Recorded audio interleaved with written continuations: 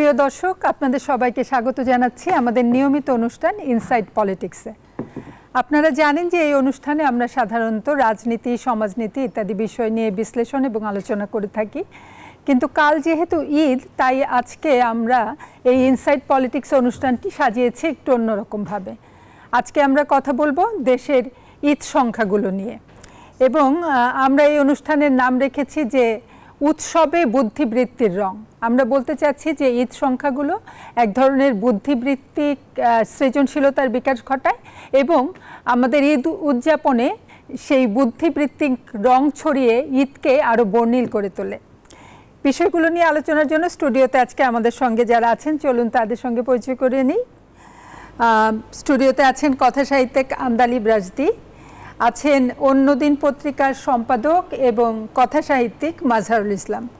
আপনাদের দুজনকেই স্বাগত জানাচ্ছি স্টুডিওতে। এবং জুমে আমাদের সঙ্গে যুক্ত থাকবেন রুমা মোদক, কথাশিল্পী এবং নাট্যকর্মী। রুমা, আপনাকেও স্বাগত জানাচ্ছি। তো যেটা নিয়ে কথা বলছিলাম, প্রথমেই আন্দালিব রাজদী, আপনার কাছে আসতে চাই। ঈদ সংখ্যার মধ্যে লেখকের একটা বড় ভূমিকা থাকে। মূলত লেখকদের লেখা দিয়েই একটা ঈদ সংখ্যা সাজানো হয়।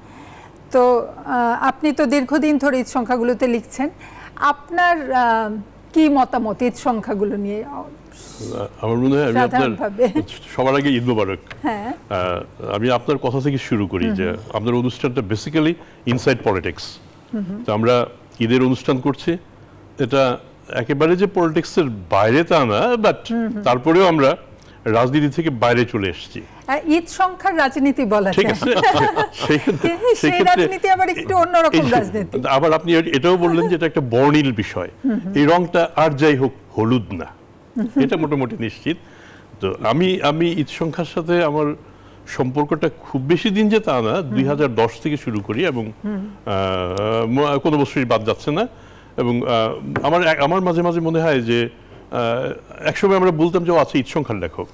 আমি খুব গর্ব করে বলি যে আমি ঈদ সংখ্যার লেখক, কারণ ঈদ সংখ্যা না থাকলে আমার লেখা, আমি যে যাই লিখি, এই লেখালেখিটুকু আমার হতো কিনা আমি খুবই সন্দিহান। কারণ ঈদের সময় ছাড়া আপনি বলুন বাংলাদেশের কোন সাহিত্য পত্রিকা কিংবা কোন পত্রিকার সাহিত্য পাতা থেকে আপনাকে উপন্যাস লেখার কথা বলে? আর তো কোনো নাই।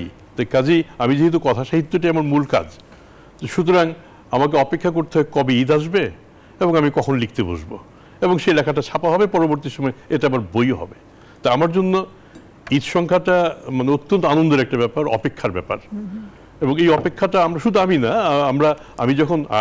আমি যখন কেবল পাঠকই ছিলাম, লেখক না, সেই সময় তো আমরা অপেক্ষা করতাম যে ঈদ সংখ্যা আসুক, ঈদ সংখ্যা পড়বো। তার আগে আমরা অপেক্ষা করতাম পূজার সংখ্যা আসুক, পূজার সংখ্যা পড়বো।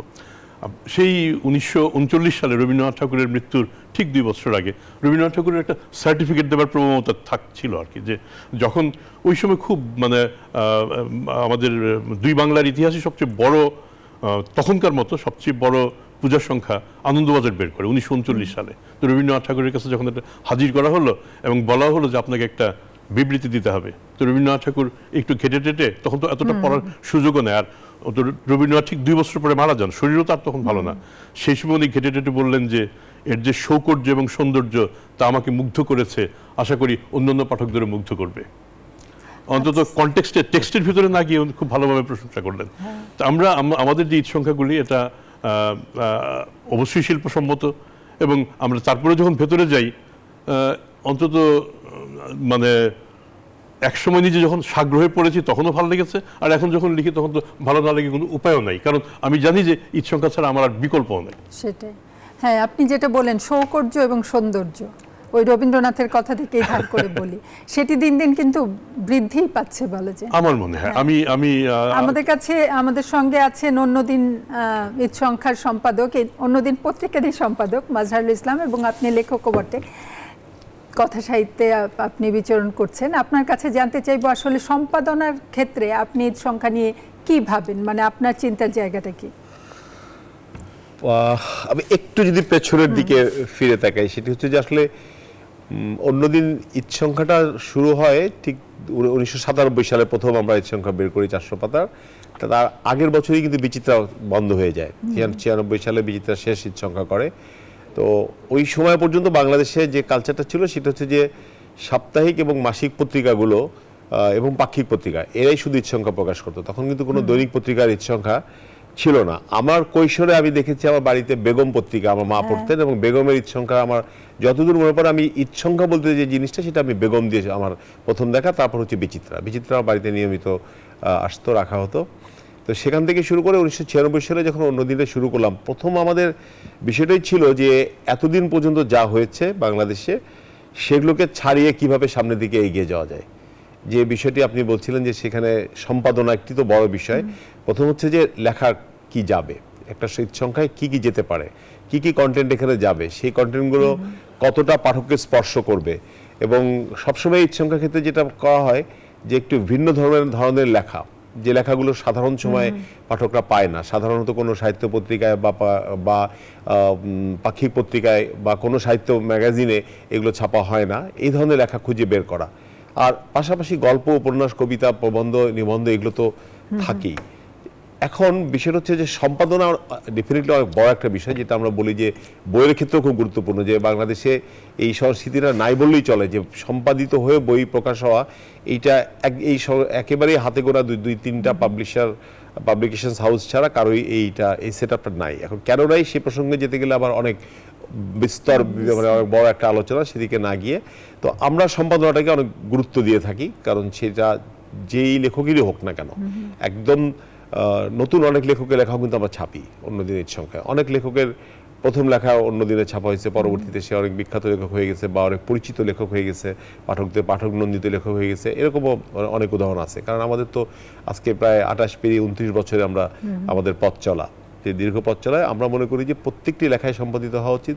সেটা তিনি যত বড় লেখক হন, হ্যাঁ, লেখার দিক থেকে বা বয়সের দিক থেকে যাই হোক না কেন, মানে তার লেখা সম্পাদিত হয়ে প্রকাশ। একটা কথা বলা হয় যে সাধারণত প্রতিষ্ঠিত লেখকদের লেখাই ঈদ সংখ্যাগুলো বেশি ছাপে, এরকম একটা অভিযোগ আছে, সেটা আপনি না? এটা এই অভিযোগটা আছে। এখন হচ্ছে যে আসলে আমরা যেটা বলি যে সারা বছর ধরে, যেমন অন্যদিনে সারা বছর যে মানে আমরা যে নিয়মিত সংখ্যাগুলোতে কিন্তু আমাদের সাহিত্য একটা বড় অংশ জুড়ে থাকে। সেখানে প্রত্যেক সংখ্যায় একটা গল্প ছাপা হয়, কবিতা ছাপা হয় এবং সাহিত্যের নানান বিষয় ছাপা হয়। তো ঈদ সংখ্যাটা আসলে একটু সিলেক্টিভ তো বটেই, সিনিয়র লেখকদের পাশাপাশি কিন্তু আমরা কিন্তু জুনিয়রদের, মানে তরুণদের লেখা কিন্তু সবসময় ছাপি আমরা, একদম মানে বলতে গেলে একদম সেই প্রথম থেকে। এবছরও বেশ কয়েকজন তরুণদের লেখা আছে, গল্প আছে, উপন্যাসও আছে। সাদাত হোসেন তো এখনো তরুণ লেখকদের মধ্যেই পড়ে, তার একটা উপন্যাস আছে, গল্প আছে বেশ কয়েকটি তরুণদের। আবার একই সঙ্গে অন্যান্য বিভিন্ন রকম লেখাও আছে। ভালো লেখা যদি আমরা পাই, ডিপেন্ড করতেছে যে আসলে লেখাটা কি। এখন কিন্তু আসলে আমি মনে করি যে খালি সাহিত্যের ক্ষেত্রে না, প্রত্যেকটা ক্ষেত্রেই যে মানে তার কোয়ালিটিটা ইম্পর্টেন্ট, বয়সটা ইম্পর্টেন্ট না। কিন্তু এখন কিন্তু কনসেপ্ট চেঞ্জ হয়ে গেছে। আপনি 40 বছর বয়সে একজন ব্যাংকের এমডি হয়ে যাচ্ছে, আবার হয়তো কেউ হয়তো সারা জীবন চাকরি করে সে হয়তো আর এমডি হতে পারছে না বা ডিএমডি পর্যন্ত যে আর আগাতে পারছে না। তো যোগ্যতাটার মাপকাঠিটা কি, সেটা হচ্ছে বড় বিষয়। লেখার কোয়ালিটিটা কি, কি সাবজেক্টটা কি, সে কতটা ভালো লিখতে, মানে ভালো লেখা পেলে আমরা মনে করি যে বয়স কোনো বিষয় না, এবং তার কতটুকু সে পরিচিত পাঠকের কাছে সেটা কোনো বিষয় না। আমরা পাঠকের কাছে তাকে নিয়ে যাব, এটা আমাদের। আমি এই জায়গাটাতে যেমন আমরা বললাম যে প্রতিষ্ঠিত লেখকদের লেখা ছাপি। প্রতিষ্ঠিত লেখক আবার কে? মানে যে প্রতিষ্ঠিত লেখক তিনি তো ঠিক একইভাবে একই রকম পরিস্থিতি অতিক্রম করে তারপরেই তো একটু সময় পার হলো, বয়স বাড়লো, লেখালেখি একটু বাড়লো, পরিচিতি একটু বাড়লো, সুতরাং প্রতিষ্ঠিত। তাহলে কিন্তু ঠিক এই প্রক্রিয়ার মধ্য দিয়ে আসতে হয়েছে। আবার আমরা যদি আমি যেমন ধরি, একটা সময় দেখতাম যে সৈয়দ শামসুল হক ঈদ সংখ্যায় লিখবেন, সৈয়দ শামসুল হক নাই। আপনি দেখেন আমাদের যারা মুরব্বী লেখক নাই কিন্তু অনেকেই। এখন আমি খুব অবাক হয়ে দেখি যে কোনো কোনো পত্রিকাতে আমি সিনিয়রিটি লিস্টে প্রায় 2 নম্বর হয়ে যাই। তার মানে এটা কিন্তু আমার কোনো যোগ্যতা কিংবা কোনো গুণে না, সময় আমাকে এই জায়গাটা এনে দিয়েছে। তাহলে এখন আপনি দেখেন, আগে একটা সময় ছিল 3টা বা 4টা ঈদ সংখ্যা ছিল, এবার 30টা ঈদ সংখ্যা। তাহলে তো আমি তো এখন মনে করি নতুন লেখকের জন্য, যারা আমি যদি ব্র্যাকেট দিয়ে বলি অপ্রতিষ্ঠিত লেখক, তাদের জন্য এটা সুবর্ণ সুযোগ। আমরা তো এই সুযোগই পাই নাই। এই যে এতগুলি পত্রিকা যদি থেকে থাকে, এবং আমি নিশ্চিত আপনি একজন প্রতিষ্ঠিত লেখকের কাছ থেকে কয়টা উপন্যাস আপনি নেবেন, তার পক্ষে কয়টা লেখা সম্ভব? তো উনি যদি সর্বাধিক ধরলাম যে 6টা, 7টা, 8টা, 10টাও লিখেন, তারপরেও তো আপনার খালি। কাজে সেক্ষেত্রে আমি এখন মনে করি তরুণদের জন্য এটা হচ্ছে একটা সুবর্ণ সময়। এটা মানতে হবে। কারণ আমরা যদি বাজারের পত্রিকার সংখ্যা দেখি এবং সেই সাথে আমরা যদি লেখক হিসেব করতে থাকি, আমার বিরুদ্ধে একটা অভিযোগ আছে, আমি ঈদ সংখ্যা একটু বেশি লিখি। ঈদ সংখ্যা একটু বেশি লিখে তার একটা বড় কারণ হচ্ছে অন্য সময় কেউ চাচ্ছে না, ঈদের সময় চাচ্ছেন, ঈদের সময় সম্পাদক চাচ্ছেন যে লেখা দেন, আমি লিখি। লিখি এবং আমি এটাকে একটা মানে সুযোগ মনে করেন, এটা একটা আমার জন্য একটা বড় সুযোগ এবং এটাতেই কিছু পয়সা পাওয়া যায়। এটা একই সাথে সত্য, একই সাথে সত্য। কাজে আমি তৈরি থাকি যে কখন ঈদের মাস আসবে, ঈদের সময় আসবে, এবং তখন আমি তো মাঝে মাঝে এখন সম্পাদকদের পেলে পরে এই যে উনিও একজন সম্পাদক, আপনি ভাই কোরবানি ঈদ সংখ্যা কেন এটা করবেন না, আপনি কেন পয়লা বৈশাখ সংখ্যা করবেন না, তাহলে আমাদের লেখার সুযোগ বাড়ে এবং আমাদের তরুণ যারা পয়লা বৈশাখ সংখ্যা আমরা বাংলাদেশে প্রথম, হ্যাঁ আমরা এটা করেছিলাম সম্ভবত 2005 বা 2006, বেশ বড়, ওটাও প্রায় 250-300 পৃষ্ঠা, 3 বছর আমরা এটা কন্টিনিউ করেছিলাম। কিন্তু পরবর্তীতে দেখা গেছে যে একটি সংখ্যা মানে অত্যন্ত ব্যয়বহুল, বিজ্ঞাপনের সাপোর্ট না পেলে এটা সম্ভব না। কিন্তু ঈদ সংখ্যায় যে সাপোর্টটা আমরা পাই, কিন্তু ওই পয়লা বৈশাখ সংখ্যায় আমরা এটা পাইনি। আমরা আপনার জন্য যেটা 3-4 বছর করে আমরা এটা কিন্তু এক পর্যায়ে বন্ধ করে দিয়েছি। এখনো করি যেটা, সেটা নিয়মিত সংখ্যাটাকেই একটু বৃদ্ধি করে, বড় করে, কিছু আলাদা কন্টেন্ট যুক্ত করে, কিন্তু এইভাবে করা যায় না। আর এখন যে প্রবলেমটা হয়েছে নালিব ভাই, এখন এটা করা যাবে না, কারণ পয়লা বৈশাখ এবং ঈদটা একদম কাছাকাছি, একদম একদম কাছাকাছি, এটা একদমই করা যাবে না। হ্যাঁ, আমাদের সঙ্গে জুমে যুক্ত আছেন কথাশিল্পী ও নাট্যকর্মী রুমা মোদক। রুমা, আপনাকে স্বাগত জানাচ্ছি। আপনি এতক্ষণ ধরে শুনছিলেন আমাদের দুই আলোচকের কথা। আপনার কাছে জানতে চাইব যে এই যে ঈদ সংখ্যায় লেখা প্রকাশ নিয়ে ইদানিং সামাজিক যোগাযোগ মাধ্যমে দেখছি বেশ তর্ক বিতর্ক হচ্ছে, যার মূল মানে বিষয়বস্তুই হচ্ছে যে কেউ বলছে যে যাদের লেখা প্রকাশিত হচ্ছে ঈদ সংখ্যায় তার বাইরেও অনেক ভালো লেখক আছেন, তাদের দিকে নজর যাচ্ছে না, বা যারা লিখেন তাদের প্রত্যেকের লেখা সেরকম মানসম্মত না। আপনার কি মতামত একটু জানতে চাই। ধন্যবাদ মুন্নি আপা আমাকে এই আয়োজনে জুমে যুক্ত করার জন্য। উৎসবে বুদ্ধিবৃত্তিক রং, আসলে আমি ঈদ সংখ্যাই আমাদের মূল আলোচ্য বিষয় বা আলোচনার কেন্দ্র। তো আমি প্রথমেই বলতে চাই, মানে দুই একটি বিষয় দৃষ্টি আকর্ষণ করতে চাই আপনার প্রশ্নের সূত্র ধরে। সেটা হলো যে অনেক লেখকই আড়ালে থাকছেন বা ঈদ সংখ্যায় সুযোগ পাচ্ছেন না, আবার অনেক লেখক অনেক লিখছেন যে লেখাগুলো মানসম্পন্ন হচ্ছে না। এখানে প্রশ্ন দুটো। আন্দালিব রাজদি যিনি লেখক এখানে বসে আছেন, তার সাথে সেদিন আমার সমকালের ইফতারে বা ঈদ সংখ্যা প্রকাশনার অনুষ্ঠানে পরিচয় হচ্ছে প্রথম, কিন্তু তার লেখার সাথে আমার প্রথম পরিচয় ঘটেছে কিন্তু ঈদ সংখ্যায়। তো ঘটনাটা হলো এরকম আর কি, যে অনেক লেখককে আমরা ঈদ সংখ্যায় মানে চিনি বা ঈদ সংখ্যার মাধ্যমে উনি পরিচিত হন তার লেখা দিয়ে, তার মানে লেখনী দিয়ে। তো সেদিক থেকে আমার কাছে মনে হয় যে ঈদ সংখ্যা পাঠকের কাছে পৌঁছানোর একটি সহজ মাধ্যম। কিন্তু ঈদ সংখ্যাগুলো যা হয়, আমরা ছোটবেলায় দেখতাম যে শুধুমাত্র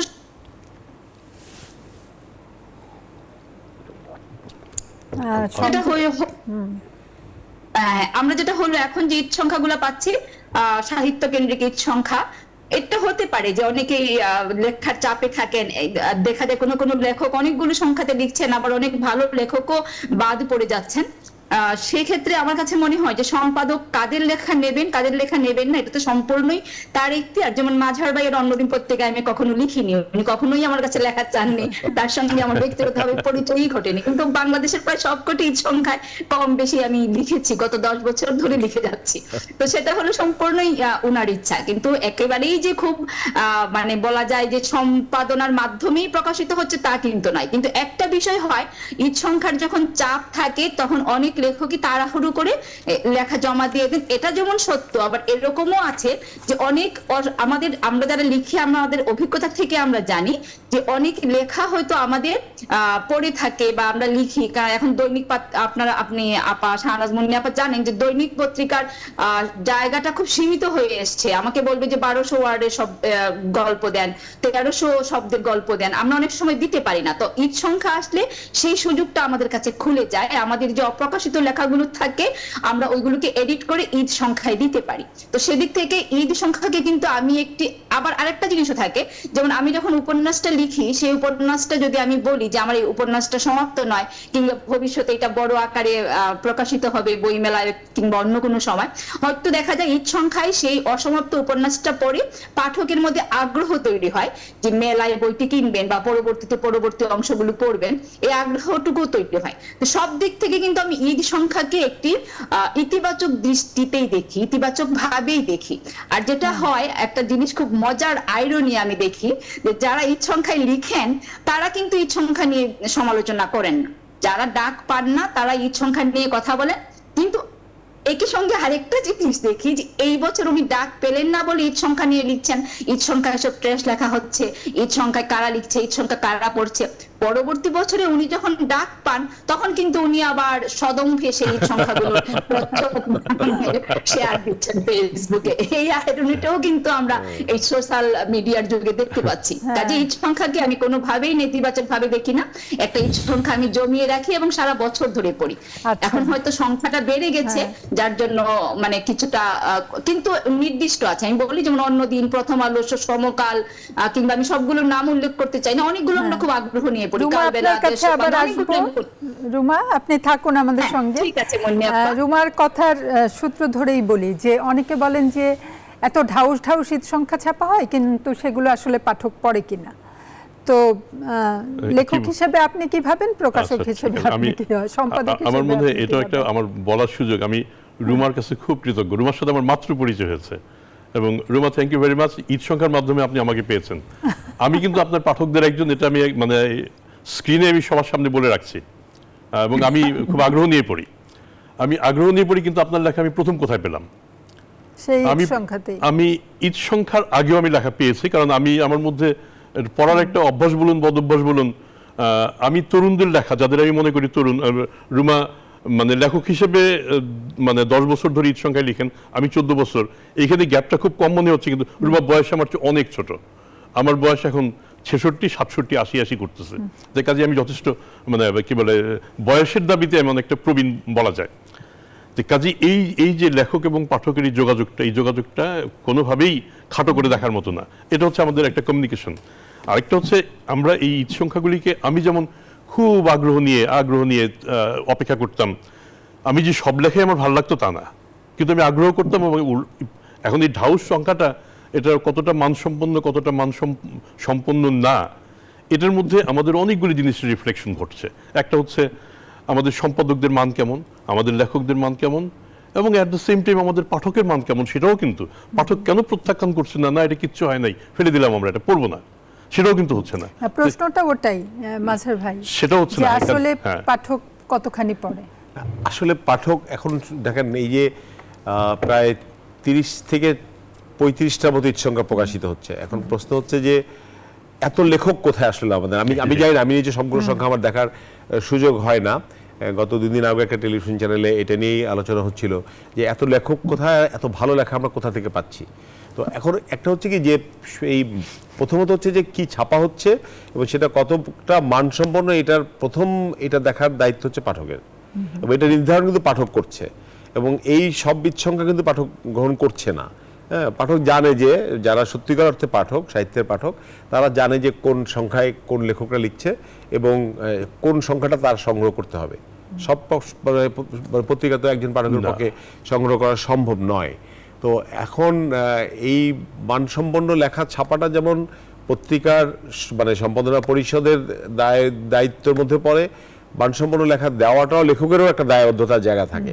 এখন যেমন একটা সংস্কৃতি শুরু হয়েছে গত বেশ কয়েক বছর ধরে, যে সেটা হলো কি যে আমাদের কোনো কথা সাহিত্যিকরা একটি বড় উপন্যাসকে খণ্ডিত করে 3-4 জায়গায় উনি দিচ্ছেন, দিয়ে প্রকাশ করছেন, কিন্তু কোথাও বলা হচ্ছে না যেটা ওই উপন্যাসের খণ্ডিত অংশ। প্রত্যেকটা জায়গায় কিন্তু আলাদা আলাদা নাম ব্যবহার করা হচ্ছে এবং সব জায়গায় এটাকে একটা পূর্ণাঙ্গ উপন্যাস হিসেবে বলা হচ্ছে। হ্যাঁ, পরবর্তীতে যখন বই হচ্ছে তখন এই 3টা খণ্ড জোড়া লাগায়, এর সাথে আরও কিছু জিনিসপত্র যোগটোগ করে আরও লেখা দিয়ে তারপর এটা একটা পূর্ণাঙ্গ উপন্যাস দাঁড়াচ্ছে। তাই এটা কিন্তু এই যে একজন লেখকের দায়বদ্ধতার জায়গা থেকে কিন্তু তিনি কি সঠিক কাজটি করছেন না। সম্পাদকরা কিন্তু জেনেও আবার এটা ছাপছেন, কারণ হচ্ছে লেখারও একটা মানে আকাল চলতেছে সত্যিকার অর্থে কি যে ভালো লেখা ঈদ সংখ্যা আমরা চাই সর্বোচ্চ, এই সংখ্যাটা আমার দেশের সাহিত্যকে রিপ্রেজেন্ট করতেছে। যেমন আমাদের ঈদ সংখ্যাটা অন্যদের ঈদ সংখ্যা পশ্চিমবঙ্গে ব্যাপকভাবে এটা প্রচারিত, পশ্চিমবঙ্গের পাঠকরাও অপেক্ষায় থাকে যে আমরা যেমন দেশ পত্রিকার জন্য অপেক্ষায় থাকি, তারাও অপেক্ষায় থাকে যে অন্যদের ঈদ সংখ্যা কবে বেরোবে, কবে তারা পাবে। তো সেখানে আমরা চেষ্টা করি সর্বোচ্চ ভালো লেখাটা দেওয়ার। এই যে কথাটা আমি বললাম ওই উপন্যাসকে খণ্ডিত করে, এটা যখন আমরা এই যেরকম কিছু বিষয় যখন আমরা জানার পর থেকে কিন্তু আমরা এই বিষয়ে খুব সজাগ এবং আমরা এই খণ্ডিত অংশ ছাপা বন্ধ করে দিছি। এবং কোনো মানে এরকম কোনো রকম উপন্যাসটা পড়ে যদি মনে হয় যে এটা আপনি নিজে কথা সাহিত্যিক, আপনি একটা লেখা কিভাবে হঠাৎ করে শেষ করে একটা উপন্যাসকে শেষ করে দেওয়া যায়, একটা মানে 15,000 শব্দ, 16,000 বা 20,000 শব্দ এসে শেষ করলে সেটাকে কি পূর্ণাঙ্গ উপন্যাস বলা যায়? কাঠামোর মধ্যে কি এটাকে দাঁড় করানো যায়? যায় না। তো তখন আমরা লেখককে জিজ্ঞেস করি, হ্যাঁ, যে আপনি এটা কি আসলে আপনার মানে পূর্ণাঙ্গ উপন্যাস, না এটা আরো কোথাও এটা অংশ আরো টুকরা টুকরা অংশ কয়েক জায়গায় গিয়েছে? তো এরকম আমি নাম উল্লেখ করছি না, আমরা 2 বছর আগে এরকম একটি উপন্যাস আমরা প্রত্যাখ্যান করেছি খুব বিনয়ের সাথে। আমরা বলেছি যে না, এই লেখা আমরা মানে এইভাবে এই ধরনের উপন্যাস আমরা ছাপবো না। এই বিষয়গুলো নিয়ে আরো আলোচনা করব একটা বিরতির পর। প্রিয় দর্শক, আমরা ইনসাইড পলিটিক্সে আছি এবং আজকে আলোচনা করছি মূলত ঈদ সংখ্যা নিয়ে, এবং আমরা এবার আমাদের এই এপিসোডটার নাম দিয়েছি উৎসবে বুদ্ধিবৃত্তির রং। উৎসবে ঈদ সংখ্যা কিভাবে বুদ্ধিবৃত্তির রং ছড়ায় সেটি আমরা আলোচকদের কাছ থেকে জানার চেষ্টা করছি। আমাদের সঙ্গেই থাকুন, ছোট্ট একটা বিরতি নিয়ে আবার আসছি। প্রিয় দর্শক, আবার স্বাগত আপনাদেরকে ইনসাইড পলিটিক্স অনুষ্ঠানে। আজকে আমরা আলোচনা করছিলাম ঈদ সংখ্যা নিয়ে। ঈদ সংখ্যা নিয়ে অনেক কিছুই কথা হচ্ছিল। এবার যদি ঈদ সংখ্যার বাজারের কথা ধরি, যে ঈদ সংখ্যা বিক্রিটা কেমন হয়, মাজহারুল ইসলাম আপনার কাছে জানতে চাই। মানে আমাদের যেটা পাঠকের যে চাহিদা, সেই চাহিদা আমরা আসলে কখনো পূরণ করতে পারি না। একসময় করতে পারতাম, এখন করতে পারি না। আমি এই যে আমরা কিছুক্ষণ আগে অফ স্ক্রিনে যে আলোচনাটা করছিলাম, তার মধ্যে একটা প্রধান কারণ হচ্ছে যে আমরা যে মানের সংখ্যাটা করি তাতে দেখা যায় যে প্রোডাকশন কস্ট এত বেশি হয়ে যায় যে একটা পত্রিকার যে বাজারের যে পয়সায় এটা বিক্রি হয় তার থেকে প্রায় দ্বিগুণেরও বেশি প্রোডাকশন কস্ট। আর ডে বাই ডে বিজ্ঞাপনের সাপোর্টটা কমে আসতেছে। বিজ্ঞাপনের সাপোর্টটা কমে আসাতে যেটা হচ্ছে মুদ্রিত সংখ্যা আমাদের আগের থেকে কমায় নিয়ে আসতে হচ্ছে, সেটা একদম সত্যি কথা। এবং অল্প কয়েকদিন পরে, 3-4 দিন পরে, যে কারণে অন্যদিন ঈদ সংখ্যা দেখা যায় বাজারে পাওয়া যায় না। পাশাপাশি বাট আমরা একটা জিনিস যেটা করেছি এটা অবশ্য ওই কোভিডের সময় থেকে আমরা শুরু করেছি যে অনলাইনে অন্যদিন, হ্যাঁ, এবং ঈদ সংখ্যা, পুরো ঈদ সংখ্যাটা দেশের বাইরে পৃথিবীর যে কোনো প্রান্ত থেকে যে কেউ $4.99 দিয়ে সে যে কোনো কার্ড দিয়ে পারচেস করে সে পড়তে পারবে একদম PDF ফরম্যাটে, এবং ঠিক মুদ্রিত পত্রিকাটা যেভাবে সে পড়ে সেইভাবে পাতা উল্টা এসে পড়তে পারবে ডাউনলোড করে। এটা একটা খুবই এটা একটা, হ্যাঁ, যে মানে অনেকেই মানে এত বড় একটা সংখ্যা মানে বাই পোস্টে পাঠাতে গেলে অনেক খরচ হয়ে যায়। তো এটা আমরা খুব ব্যাপক রেসপন্স পাচ্ছি এবং অনেক মানে দূর দূরান্ত থেকে মানুষ এটা কিনতেছে এবং তারা মানে অ্যাপ্রিসিয়েশন লেটার পাঠাচ্ছে। এটা একটা পজিটিভ বিষয়। এবং আরেকটা বিষয়, বাংলাদেশেও এটা এই সংস্কৃতিটা চালু হয়েছে। হ্যাঁ, মফস্বল থেকেও অনেকে আমরা দেখতেছি যে সে বিকাশে পেমেন্ট করে কেনার সুযোগ আছে, ক্রেডিট কার্ড, ডেবিট কার্ড দিয়ে কেনার সুযোগ আছে, এবং সেভাবেও তারা এটা কিনতেছে। তো অনলাইন অফলাইন মিলায় আমি মানে অন্য দিনের কথা যদি বলি, যে দুইটা মিলালে আবার সার্কুলেশন আগের থেকে অনেক বেশি। হ্যাঁ, বরং আমি বলবো যে এখন আমরা আরো বেশি পাঠকের কাছে পৌঁছে যাচ্ছি। বাহ, হ্যাঁ, সত্যিই তো প্রযুক্তির উন্নয়নের সাথে যদি আমরা খাপ খাইয়ে না চলি তাহলে তো হবেই না। ই বুকের কথাও এখন লোকে বলছে যে যত দিন যাচ্ছে মানুষ ওই মোবাইলে পড়ছে। মনে পড়ে যে ধরেন এই যে আপনার শিরোনাম যেটা আর কি, হ্যাঁ, যে শিরোনামটা একটু বলবেন আবার, উৎসবে বুদ্ধিবৃত্তির রং। হ্যাঁ, এই যে মানে চমৎকার একটা শিরোনাম আপনি ঠিক করেছেন। তাই এই বুদ্ধিবৃত্তিটা কিভাবে আসতেছে আসলে, কারণ আমাদের দেশে কিন্তু সেই অর্থে কোনো সাহিত্য পত্রিকা কিন্তু নেই। এই ঈদ সংখ্যাগুলোতেই কিন্তু আমাদের মূলত সাহিত্যের চর্চাটা হচ্ছে। কাজেই আমি মনে করি যে এই ঈদ সংখ্যাগুলোর প্রকাশ যেন বন্ধ না হয়, ঈদ সংখ্যাগুলো যেন সচেতন থাকে, কারণ এগুলোই কিন্তু আমাদের দেশের সাহিত্যকে রিপ্রেজেন্ট করছে। হ্যাঁ, আমাদের এই যে অনেকে লিখছে অথবা হয়তো খুব মানসম্পন্ন লেখা হচ্ছে না, কিন্তু সে যে চেষ্টাটা করছে সেটাকেও কিন্তু আমরা পজিটিভভাবে দেখতে পারি। সেটার একটা পজিটিভ দিক আছে যে সে অন্য অনেক কিছু বাদ দিয়ে সে তো একটা লেখার চেষ্টা করছে। ঠিক আছে, লেখাটা হয়তো এতটা মানসম্পন্ন হয়নি। ওই যে উনি ভাই বললেন যে ঈদ সংখ্যায় এলে উনি লেখার ডাক পান। হ্যাঁ, মানে হ্যাঁ, তার কারণটা কি, যে কারণ দৈনিক পত্রিকাগুলোর সাহিত্য পাতা আগের থেকে আরো সংকুচিত হয়ে আসছে। তাহলে সাহিত্যের চর্চাটা কোথায় হবে? সাহিত্যের চর্চাটা চর্চাটা তো দরকার, এটা তো খুব জরুরি। হ্যাঁ, এটার জন্য কিন্তু সংখ্যাটাই একমাত্র মানে যা প্ল্যাটফর্ম এখন, এখানেই কিন্তু যতটুকু সাহিত্য চর্চা হচ্ছে এটাই মানে আমাদের মানে এই দেশে বাংলাদেশের সারা বছরের সাহিত্য চর্চাটা আমরা এই ঈদ সংখ্যার মাধ্যমে পাচ্ছি। আমি এই কথা থেকে ধরে আমি রুমা মোদকের একটা পুরনো কথায় আসি। রুমা মোদক বললেন যে 1200 শব্দের মধ্যে গল্প লিখে দিতে হবে। আর আমি যেটা শুনি সেটা হচ্ছে আপনি তো একটু সিনিয়র, আপনি 1500 শব্দের মধ্যে একটা লিখে দিন। ডিফারেন্সটা হচ্ছে আসলে 1200তেও লেখা হয় না, 1500তেও লেখা হয় না, অথবা কমেও হয়। কিন্তু ওই যে স্বাধীনতা, আপনি একটা গল্পকে গল্প হিসেবে উপস্থাপন করার, সেখানে যদি এই স্টিপুলেশন থাকে তাহলে শেষ পর্যন্ত লেখা হয় না। তাই কাজে আমাদের হাতটা খুলে কখন, যখন ঈদ সংখ্যাটা আসে। ঈদ সংখ্যাতে আমি জানি যে আমি অন্তত না, উপন্যাসের ক্ষেত্রে আমার সমস্যা আছে। উপন্যাসের ক্ষেত্রে এই হয়তো মাঝে সাহেব বলবেন যে 20-এর বেশি কিন্তু যায় না। 20 না না, আমাদের হচ্ছে 20-এর মধ্যে হতে হবে, 20-এর নিচে না। 20,000-এর মিনিমাম, 20,000-এর নিচে হলে আমরা এটাকে উপন্যাস বলতে রাজি না। মানে এই সংখ্যা উপন্যাস ছাপতে এই একটা স্টিপুলেশন আছে, যে জন্য মানে কত শব্দ, আমি জেনারেলি আমি একটা লিখতে গেলে 28 থেকে 30,000-এর মতো হয়ে যায়। তো সুতরাং আমার খেয়াল রাখতে হয় যে আমি এর মধ্যে কিছু অংশ বাদ দেব, হয়তো পুরোটাই লিখে ফেলি, দেওয়ার সময় খানিকটা কেটে দিই, অথবা খানিকটা মাথায় রেখে দিই যে এটা পরবর্তী সময় আর একটা গল্পের মতো করে লিখে এটার সাথে অ্যাড করে তারপরে আমি বই যখন করি তখন বইতে দিয়ে দেবো। আচ্ছা, রুমার কাছে যাই তাহলে আবারও। রুমা আছেন আমাদের সঙ্গে। এই যে হ্যাঁ, এতক্ষণ যে কথাগুলো হলো, আমরা সম্পাদকের কথা শুনলাম, একজন লেখকের কথাও শুনলাম। এই যে বারবার বলা হচ্ছে যে পাঠক কমে যাচ্ছে, ঈদ সংখ্যা প্রকাশিত হয় অনেক, কিন্তু দেখা যায় যে সেগুলোর পাঠক নেই বা কয়জন আসলে পড়ে, এমনও প্রশ্ন আমরা সামাজিক যোগাযোগ মাধ্যমে দেখেছি যে আসলে কি কেউ ঈদ সংখ্যাগুলো পড়ে বা ঈদ সংখ্যা লেখাগুলো কি আসলে পঠিত হয়? এইটা নিয়ে আপনার মতামত কি? ধন্যবাদ মুন্নিয়াপা। আমার কিন্তু খুব ভালো অভিজ্ঞতা, মানে ঈদ সংখ্যা নিয়ে খুব ভালো অভিজ্ঞতা আছে। আমি গত বছর ঈদ সংখ্যায় লিখেছিলাম, এবছরও আমি সেটা রিভিউ পেয়েছি। মেসেঞ্জারে কোনো পাঠক আমাকে বলছিলেন যে আপনার গত বছর ঈদ সংখ্যা এই লেখাটা পড়েছিলাম, ওই জায়গাটাতে মানে আমার একটু খটকা লেগেছে বা ওই জায়গাটুকু ভালো লেগেছে, এরকম প্রতিক্রিয়া এবছর আমি পেয়েছি। কাজেই পাঠক নেই বা পাঠক কারা পড়ছে ঈদ সংখ্যা, এই প্রশ্নটা আমার কাছে মনে হয় না যে খুব একটা মানে গুরুত্বপূর্ণ প্রশ্ন। আমার কাছে মনে হয় যে আমার পাঠককে বরং এতে করে আমি হেয় করছি যারা পড়ছেন।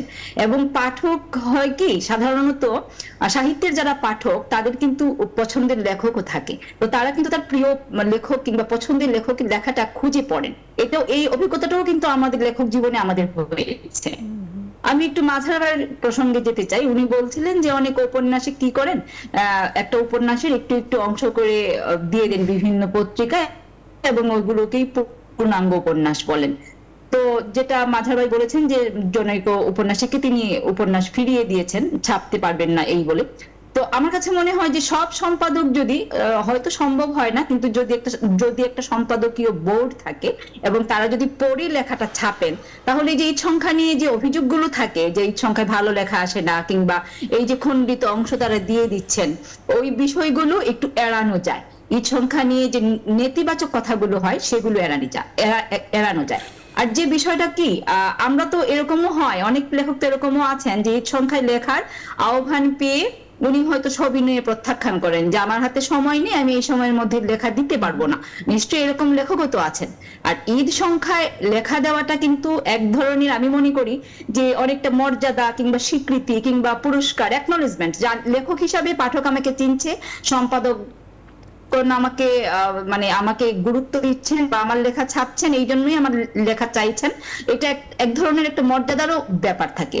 আরেকটা বিষয় থাকে লেখক হিসাবে, আমি এটা হয়তো আগেও একবার বলেছি, আবারও একটু রিপিট করি, এটা হলো যে অনেক আইডিয়া আমার মাথায় থাকে, হয়তো লেখকরা লেখা চান,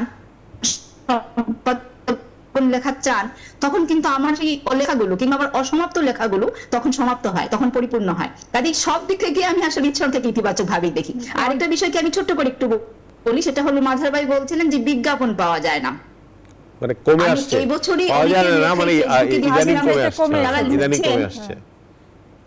হ্যাঁ, আচ্ছা, ইদানিং কমে আসছে, কিন্তু ফেসবুকে আমি কিন্তু ইদানিং খুব লেখালেখি দেখেছি যে ঈদ সংখ্যাগুলো ছাপানোই হয় শুধুমাত্র বিজ্ঞাপনের জন্য, যে বিজ্ঞাপন তারা লেখা পড়বেন কখন, লেখার মান দেখবেন কখন, তারা মানে সম্পাদকরা, সাহিত্য সম্পাদকরা ব্যস্ত থাকেন বিজ্ঞাপন সংগ্রহে। এবং বিজ্ঞাপন এরকমও লেখা আমি পড়েছি যে বিজ্ঞাপন যতগুলো থাকে ঠিক ততগুলো সংখ্যাই ছাপানো হয়, এবং যারা বিজ্ঞাপন দিয়েছেন তাদেরকে সংখ্যাগুলো দিয়ে বাজারে কোনো সংখ্যাই থাকে না।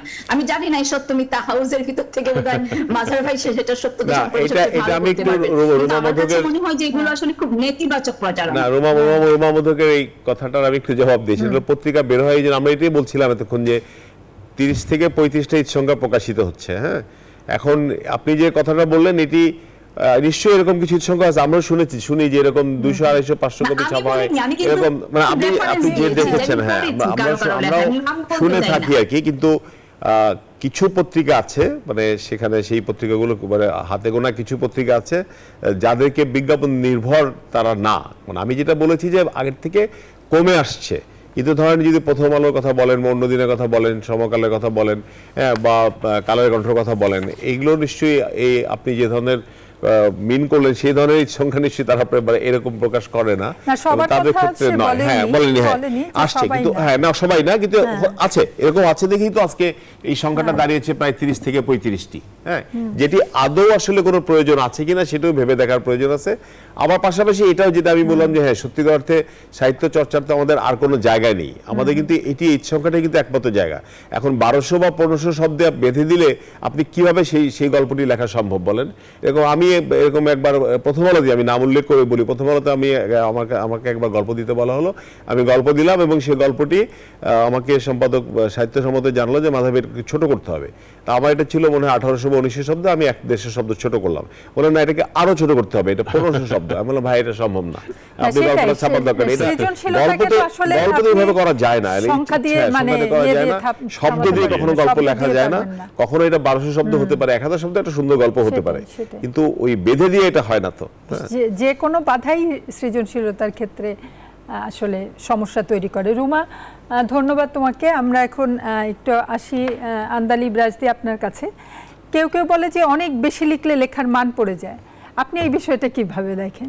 আমার মনে হয় এটা যদি অভিযোগ হয়, এই অভিযোগটা একদম সরাসরি আমার বিরুদ্ধে করতে পারেন যে আপনি তুলনামূলকভাবে বেশি লিখেন ঈদের সময়। আপনি কি মনে করেন না যে আপনার লেখার মান অনেক পড়ে গেছে, আপনি যাচ্ছে তাই লিখছেন? এরকম একটা প্রশ্ন করতে পারেন। আমি আমার একটা স্ট্যান্ডার্ড উত্তর, ধরুন রবীন্দ্রনাথ ঠাকুর মানে কোনো এক পূজার সংখ্যা অনেকগুলি লেখা দিলেন, আপনি রবীন্দ্রনাথ ঠাকুরকে বলবেন যে রবি ঠাকুর আপনি কি লিখছেন এসব, এত বেশি কেন? রবীন্দ্রনাথ ঠাকুর খুব ভালো করে জানেন তার স্ট্যান্ডার্ড কি, রবীন্দ্রনাথ ঠাকুর কখনোই তার স্ট্যান্ডার্ডের নিচে নামবেন না। ঠিক একইভাবে আন্দালিব রাজদিও জানেন যে তাকে কতটুকু পর্যন্ত নামতে পারে, যদি খারাপও হয় এর নিচে নামলে পরে তার নিজেরই তো মার্কেট খারাপ হয়ে যাবে। কাজেই তার নিজের মার্কেট সম্পর্কে তার নিজের একটা সচেতনতা আছে। তার পাঠক, আজকে যে পাঠককে ধরে রেখেছি, আমার সামান্য কিছু পাঠক আছে, এই পাঠক কিন্তু আমার এই লেখার গুণ কিংবা মান এর কারণেই আছে। যদি এর চেয়ে নিচে নেমে যায় আমার পাঠক তো সরে যাবে, আমার পাঠক সরে গেলে তখন তো লসটা শেষ পর্যন্ত কার? কাজে আমাকে সচেতন থাকতে হবে, সতর্ক থাকতে হবে, আমি যতটাই লিখি আমি যেন আমার সেই একটা প্রমিত মান তার নিচে না নামি। ঠিক একইভাবে পত্রিকার সম্পাদক যখন ঈদ সংখ্যা বের করেন তাকেও সেটাই চিন্তা করতে হয় যে আমি পত্রিকাটা যে বের করলাম এর মধ্যে আমি যেমন আমার প্রথম দিকের ঈদ সংখ্যা যখন আমি কিনতাম, আমি অন্য লেখক কে আছে না আছে খুব দেখতাম না, আমি দেখতাম যে শওকত আলীর উপন্যাস আছে কিনা, আমি দেখতাম মাহমুদুল হকের কোনো লেখা আছে কিনা। এই ছিল আমি যখন ঈদ সংখ্যা পড়া শুরু করি তখনকার। পরবর্তী প্রজন্মের কাছে হুমায়ুন আহমেদ আছে কিনা, আমার সব ভাই বোনরা প্রত্যেকে হুমায়ুন আহমেদ না, আর এটার মধ্যে হুমায়ুন আহমেদের উপন্যাস নাই, এটা কি জন্য কিনে নিয়ে আসলেন? এটা ঠিক আমার ঠিক পরবর্তী সময়ে এটাই চলে আসছে।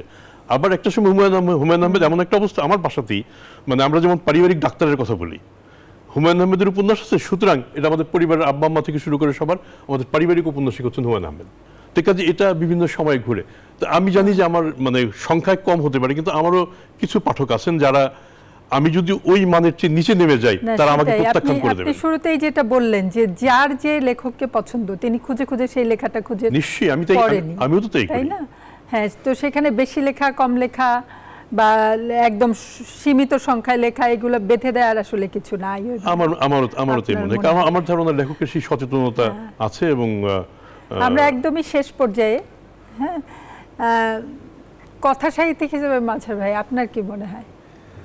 না, আমি এই প্রসঙ্গে সুনীল গাঙ্গুলি একটা কথা বলতে নাকি সবসময়, যে একটা ছুরিকে যত বেশি মানে এটাকে যত বেশি ব্যবহার করা যাবে বা এটাকে যত বেশি শান দেওয়া যাবে তত ধারালো থাকবে, তীক্ষ্ণ থাকবে। তো একজন লেখকের কলম যত মানে সচল থাকবে তার লেখার তীক্ষ্ণতা তত বাড়বে। এখন এইটা মানে আবার এই না কিন্তু যে অনেক বেশি লিখলে যে আমি খারাপ লিখবো সেটাও যেমন ঠিক না। এটা একটা অনেকে বলে যে না তুমি এত লেখো কেমনে, এটাও ঠিক আছে যে মানে যারা ভালো লেখে তারা কম লিখতে হবে। আমি মনে করি যে এরকম কোনো ছক বাঁধা কোনো বিষয় আছে।